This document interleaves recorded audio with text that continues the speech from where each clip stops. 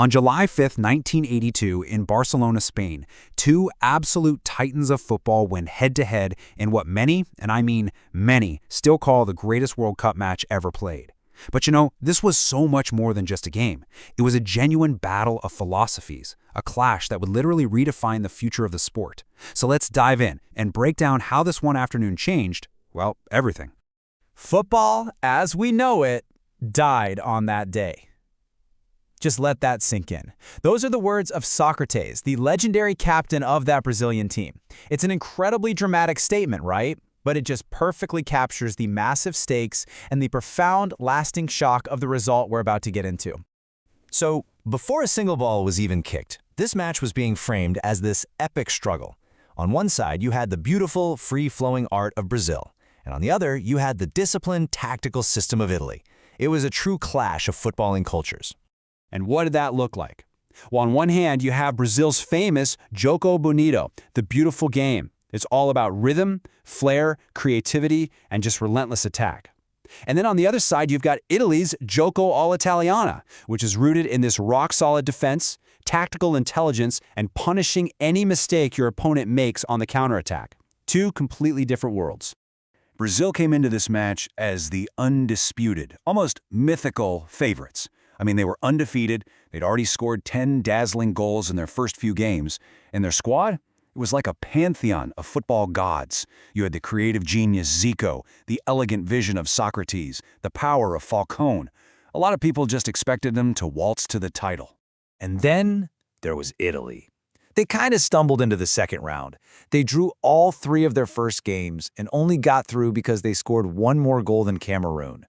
To make matters worse, their star striker, Paolo Rossi, looked completely out of form. He was just coming back from a 2-year ban for a match-fixing scandal. Nobody expected anything from them. Okay, so with the whole world basically counting them out, the Italian manager, Enzo Bearzot, came up with a brilliant plan. He absolutely knew, he couldn't outplay Brazil at their own game. No way. So instead, he was going to have to outthink them. Bearzot's system was called Zona Mista. It was this really clever hybrid that blended Italy's traditional tight man-marking defense with more modern zonal concepts, where players defend areas of the pitch instead of just one guy. This created this flexible but incredibly disciplined structure that was, you guessed it, perfect for disrupting Brazil's fluid, free-flowing attack. And here it is, the masterclass laid out in 3 simple steps. First, he told his toughest defender, Claudio Gentile, to basically become Zico's shadow, to neutralize Brazil's creative HUD. Second, he planned to hit them where it hurt, in the huge gaps Brazil's attacking fullbacks always left behind. And third, the whole team had to stay incredibly disciplined, ready to pounce on the slightest mistake. All right, let's get to the match itself. This is where the plan meets reality, and where a forgotten striker, Paolo Rossi, rises from the ashes in a performance that's still talked about today. Just 5 minutes in, a shockwave hits the stadium. A perfect cross comes in, and who's there to head it home? Paolo Rossi. After 4 scoreless games filled with nothing but criticism, the guy nobody wanted on the team suddenly puts the Underdogs ahead. Incredible. But of course, this was Brazil. Their response was swift and it was beautiful. Just 7 minutes later, the brilliant Socrates finishes off this mesmerizing passing move to make it 1-1. For a second there, it really seemed like the natural order of things was restored. But then we see what Bearzot was counting on. At the 25-minute mark, a moment of Brazilian overconfidence. Toninho Cerezo plays this lazy, kind of casual pass right across his own defense. It was a fatal error against a team that was literally built to pounce on exactly that. And who was there to snap it up? Paolo Rossi, the ghost of the tournament, suddenly more alive than anyone. He just darts in, steals the ball, and smashes it past the keeper. Italy leads again, 2-1. And Rossi, the supposed failure, has 2 goals. So the second half was basically a siege. Brazil threw everything they had at the Italian defense, and finally, Falcao unleashes this thunderous strike to make it 2-2. Now, with the clock ticking down, this scoreline was enough for Brazil. They were going through, and you could feel Italy's dream just dying. But there was one more mistake to come. After an Italian corner, the ball bounces around in the box. The Brazilian defense tries to push out to play an offside trap, but the left back, Junior, is a split second late. He's just dozing, and in that tiny instant, he plays Paolo Rossi onside.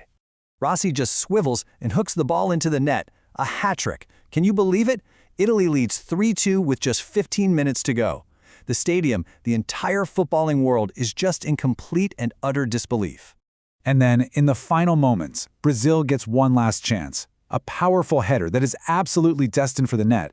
But Italy's 40-year-old captain and goalkeeper, Dino Zoff, makes this miraculous, logic-defying save right on the goal line to seal the victory. What a finish. So when that final whistle blew, it didn't just end a match. It triggered a seismic shift in the world of football. The consequences of this single game would echo for decades to come. For Italy, this victory was nothing short of a rebirth. They were completely galvanized.